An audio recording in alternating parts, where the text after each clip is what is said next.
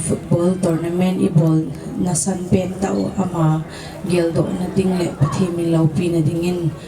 sila cho hinsam kate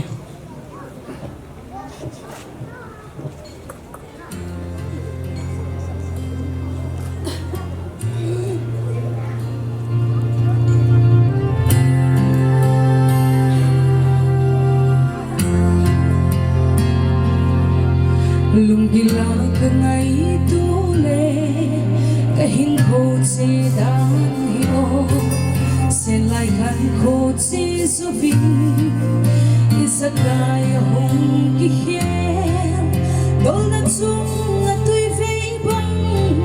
sing may long kitol bang bang hoy thonan mang kapuge tin ka del kat si pie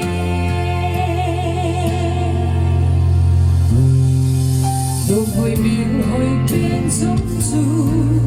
đi khát miền hùng xuân yên kinh Kiên thầy tế tia xin nô